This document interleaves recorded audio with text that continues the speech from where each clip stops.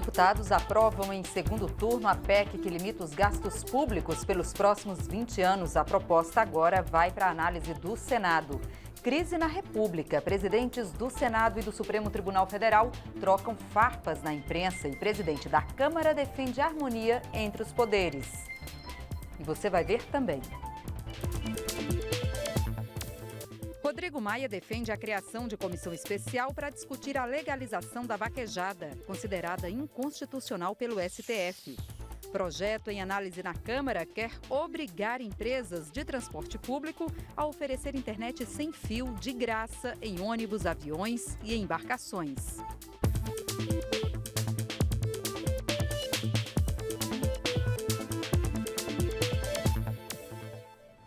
Bom dia, em Brasília, 2h10. O Jornal da Câmara começa agora.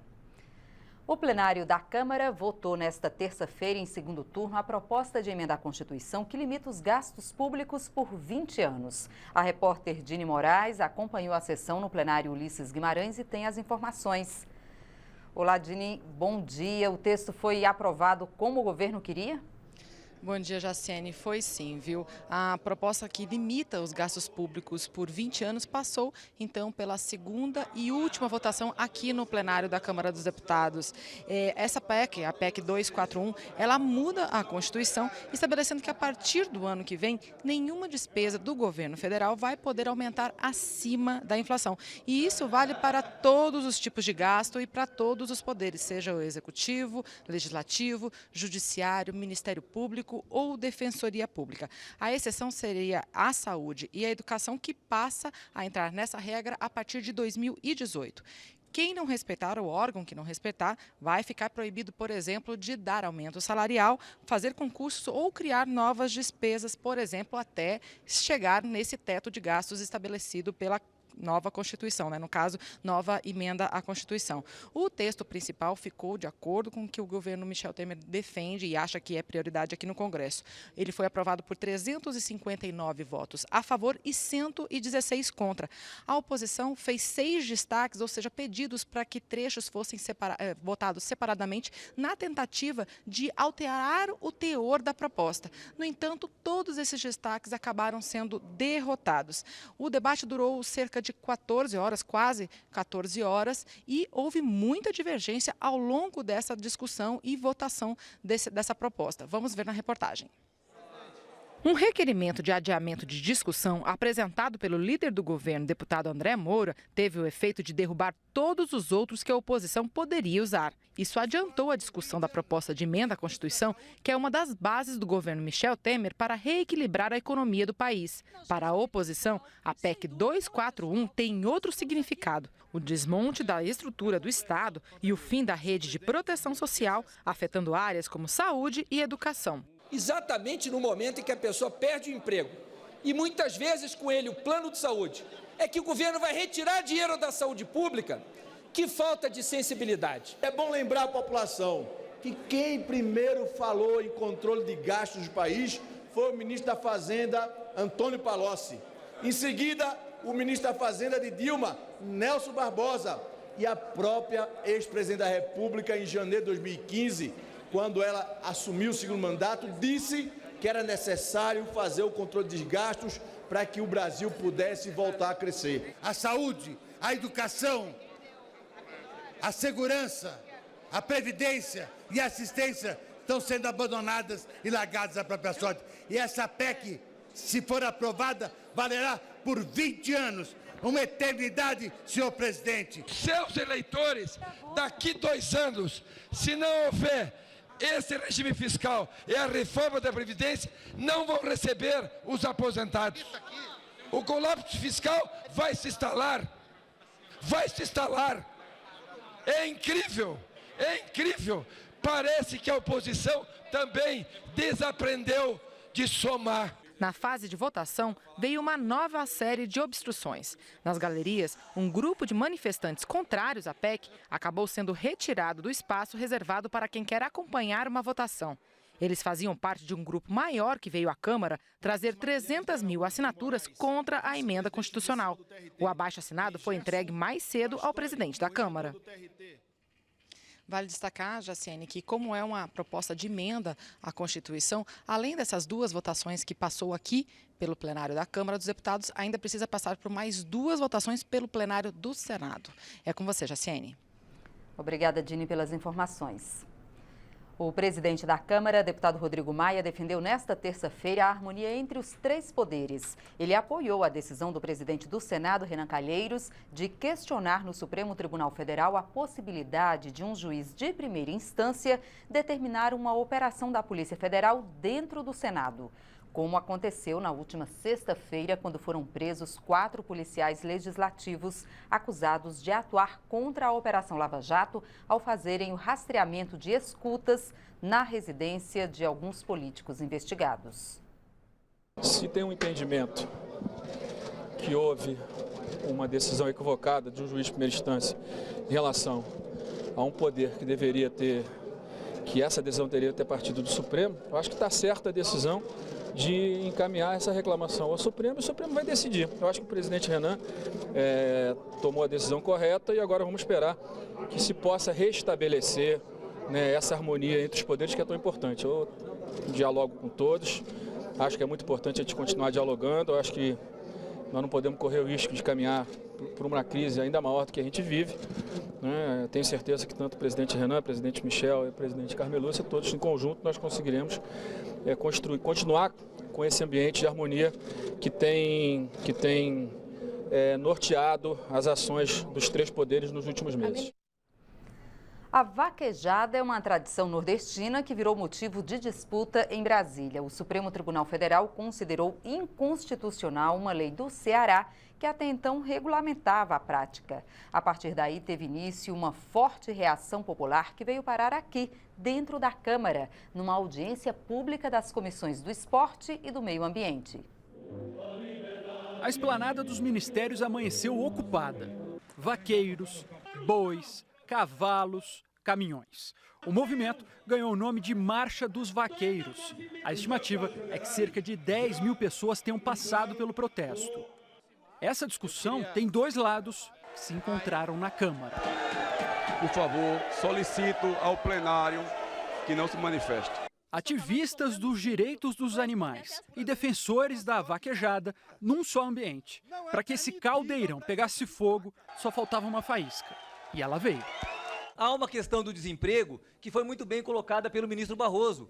Só que nós não podemos duvidar que quando as linhas de galo foram extintas, milhares de pessoas que apostavam ficaram sem emprego, que quando a farra do boi foi extinta, as pessoas que vendiam produtos para a farra do boi ficaram sem emprego. E se nós fôssemos levar apenas a questão do emprego, nós deveremos legalizar outras atividades que geram emprego. O tráfico de drogas, devemos legalizar várias atividades. O argumento, infelizmente, não é esse. Eu fui criado no Nordeste e vivo minha vida inteira sendo um homem de bem, sendo um homem respeitado. Para eu chegar num lugar hoje na minha vida, a meus perto de 40 anos, e ser comparado à minha atividade com o tráfico de drogas, eu não nasci para isso. Caudas são encontradas nas arenas. Isso deveria ser o suficiente para que qualquer cidadão de bem se afastasse, repudiasse essa prática. O objetivo do esporte é que o animal seja humilhado, que ele seja subjugado. Cultura ou crueldade? Esse debate, quando foi feito lá no Supremo, teve como vitoriosa a tese da crueldade. Agora o que os deputados fazem é questionar o alcance dessa decisão. Para alguns, ela vale só para o estado do Ceará. Para outros, a palavra do Supremo é a final. Mas esse debate aqui pode ir além disso. O temor é que a decisão acabe afetando também a atividade do rodeio. Por isso, alguns deputados querem mudar a Constituição. Rodeios e vaquejadas seriam considerados patrimônio cultural. Eu não sei qual é o motivo dessa audiência pública, qual é o objetivo final dela, a não ser, obviamente, você se contrapor a uma decisão que o Supremo já definiu. O acórdão do Tribunal, do Supremo Tribunal Federal, não foi publicado ainda. Talvez o ministro pode até mudar de ideia e deixar aqui o lugar adequado para se debater e ser bem coerente com as demandas da população brasileira, seja aqui através da PEC. Parlamentares que defendem a mudança na Constituição fizeram um ato em defesa da vaquejada no Salão Nobre da Câmara e ganharam o apoio do presidente da Casa, deputado Rodrigo Maia. Nós vamos avançar aqui, vamos avançar no diálogo com o Supremo, que a gente não pode olhar uma atividade com 700 mil empregos, no momento que o Brasil já está caminhando para 14 milhões de desempregados. a gente já sabe que isso não vai gerar nenhum tipo de impacto na vida da família brasileira. O Conselho de Ética da Câmara anunciou nesta terça-feira as providências que serão tomadas com relação ao processo contra o deputado Jean Willis, do PSOL do Rio de Janeiro.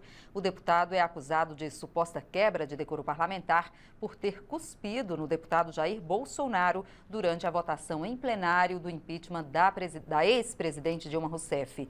O relator, deputado Ricardo Izar, quer ouvir os 10 deputados presentes no momento da agressão e já solicitou para as emissoras de TV, Câmara, Globo, Bandeirantes, SBT e Record que disponibilizem o registro em vídeo do incidente.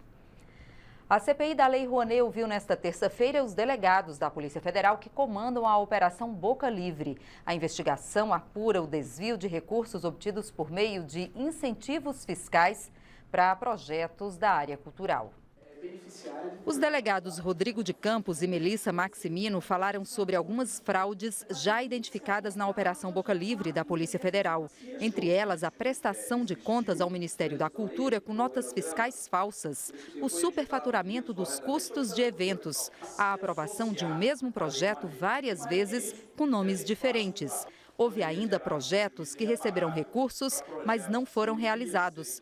E até o uso de dinheiro destinado à cultura para pagar um casamento de luxo. A lei deveria prever maiores mecanismos de fiscalização e, no âmbito do próprio Ministério da Cultura, deveria haver um reforço de fiscalização dos projetos a fim de se evitar as fraudes. Os delegados, no entanto, disseram que ainda não poderiam revelar algumas informações porque o inquérito está em andamento. A CPI vai pedir à Justiça o compartilhamento das informações, o que permitirá um avanço nos trabalhos da comissão. Além do compartilhamento das informações, que nós esperamos que o juiz possa nos dar o mais rápido possível, nós queremos convocar aqui aqueles que arquivaram essa denúncia dentro do Ministério da Cultura. Queremos saber por que eles não se aprofundaram, como eles não conseguiram identificar naquela época que haviam projetos apresentados por várias empresas do mesmo dono e esses projetos eram idênticos e eram projetos fictícios. O presidente da comissão disse que outros órgãos vão fortalecer a capacidade de investigação da CPI da Lei Rouanet. Nós precisamos identificar quem fraudou a lei, punir, fechar as portas das fragilidades que existem na lei. Nós já estamos pedindo à Polícia Federal, à Receita Federal, à Controladoria Geral da União, especialistas na área para poder nos dar sustentação e respaldo para a gente desenvolver nosso trabalho. Foi instalada nesta terça-feira aqui na Câmara a comissão especial que vai discutir a reforma política. O presidente será o deputado Lúcio Vieira Lima, do PMDB da Bahia. E o relator será o deputado Vicente Cândido, do PT de São Paulo. A comissão deve dar preferência ao projeto do Senado, que estabelece o fim das coligações proporcionais e uma cláusula de barreira para partidos políticos. De acordo com essa regra, as legendas teriam de receber uma porcentagem mínima de votos válidos, ainda a ser definida, para ter acesso, por exemplo, a horário gratuito no rádio e na TV e a recursos do fundo partidário. Também nesta terça, parlamentares de oposição participaram de um café da manhã com o presidente da Câmara, deputado Rodrigo Maia, para afinar os pontos do debate sobre a reforma política, como o sistema eleitoral e o financiamento de campanhas. A proposta do Senado deve chegar à Câmara em novembro. Você tem dificuldade de acessar a internet no celular quando está usando transporte público? Já pensou se os ônibus, aviões e barcos oferecessem internet de graça? Seria ótimo, né? Pois um projeto em análise aqui na Câmara obriga as empresas de transporte a disponibilizar Wi-Fi de graça aos passageiros. Ônibus, aviões dentro do Brasil e até barcos e navios. Todas as empresas de transporte seriam obrigadas a oferecer aos passageiros o Wi-Fi gratuito. O texto prevendo esta mudança já foi aprovado em uma das comissões pelas quais tem que passar, a de desenvolvimento urbano. As empresas não poderão aumentar as passagens pelo fato de oferecerem o serviço de internet grátis. É o que diz o texto. A deputada Dâmina Pereira, que foi a relatora do tema na comissão, argumenta que o acesso amplo à internet traz inclusão digital e também social. A inclusão social e a inclusão digital, elas estão relacionadas. Então, assim, o uso da internet possibilita as pessoas de terem acesso a serviços públicos, a estudo, ao trabalho. E isso, então, dá essa condição para que elas possam ter dentro do transporte que elas usam diariamente. O texto aprovado determina que o Wi-Fi gratuito não pode colocar em risco a segurança do transporte. A internet grátis poderá ser provida pela própria empresa de transporte ou por outra contratada por ela. Esta empresa de ônibus de Brasília buscou no Wi-Fi um diferencial para o cliente. Desde o fim do ano passado, ela oferece a internet grátis em todos os seus 464 ônibus. Foram investidos R$ 5 milhões para instalar o serviço em todos os veículos. Não se trata de um investimento barato, né? É necessário investir em tecnologia, é uma estrutura totalmente diferente de uma estrutura de internet residencial, predial, e isso demanda um investimento pesado, tanto em tecnologia quanto no próprio custo operacional para sustentar o serviço. Porque você necessita disponibilizar um chip 4G para cada um dos veículos que vai ter a internet embarcada, né? Mas Mark acha que o investimento valeu a pena. Pelas características do transporte público em Brasília, pela longa permanência dos passageiros dentro dos ônibus, nós entendemos que a gente precisava fazer trazer algo de conforto para os passageiros. O Wi-Fi não pega o tempo todo. Mesmo assim, os passageiros da empresa agradecem. Muito importante, porque por questão de comunicação, às vezes com os pais, com algum determinados colegas, que às vezes tem alguma apresentação de trabalho, por exemplo, o ônibus se atrasou, você consegue avisar que você vai chegar atrasado. Eu uso para conversar com minha mãe, porque às vezes eu tenho que avisar que eu estou chegando em casa. Ou também para você ver vídeos com fone distraído quando chega na sua parada, né? Várias coisas úteis, para você baixar coisas, mexer, ver fotos.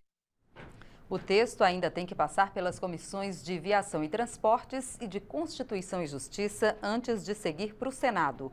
Caso a proposta seja transformada em lei, as empresas de transporte público terão 5 anos para se adaptar à nova regra. A Comissão de Seguridade Social e Família da Câmara aprovou um projeto que prevê um direito a pessoas com deficiência, a instalação de equipamentos de acessibilidade em lan houses, cybercafés e outros estabelecimentos que prestam serviços de internet. Se você acha que a internet facilita a sua vida, já parou para pensar na importância dela para quem tem dificuldade de locomoção? Do trabalho ao lazer, boa parte da vida prática do jornalista Franco Montoro é resolvida online. Faço pesquisas tipo assim, acadêmicas, né? Outros tipos de pesquisa para saber de reportagem, atrás de pauta também, atrás de falar com fontes. Então, esse acesso à internet ele é muito importante. Mas será que é simples para o internauta deficiente chegar até os locais que oferecem esse serviço? Essa lan house aqui em Brasília está adaptada para receber pessoas com dificuldade de locomoção. Mas para chegar até aqui, o Montoro encontrou uma série de barreiras de acessibilidade ao longo do caminho. Cheguei na rodoviária, os elevadores nenhum funciona, então tem que dar uma volta muito grande para chegar até aqui. E quando chega no local e vê uma rampa dessa, já fica bem melhor. Quando é cheio de escada, é até meio assim, você se sente tipo constrangido. Um projeto de lei em discussão na Câmara quer que lan houses, cybercafés e outros estabelecimentos que prestem serviços de internet estejam adaptados a atender pessoas com diferentes tipos de deficiência. Além da rampa de acesso, fones e webcâmeras são itens importantes para deficientes visuais. O relator do projeto na Comissão de Seguridade Social questiona o argumento de que isso exigiria um investimento grande demais para os pequenos empresários donos de lan houses. Isso pode trazer dificuldade ou ficar caro se desde o início eu não tenho essa ideia e eu já não planejo as coisas dessa forma. Mas nós temos que pensar também que é um público em potencial. De alguma forma também são essas pessoas que talvez serão frequentadores assíduos. O custo-benefício ele às vezes é compensado porque é um público que vai poder se fazer presente às vezes até com mais frequência. Esta edição termina agora. Para outras informações ou para rever nossas reportagens, é só acessar a nossa página na internet. Tchau!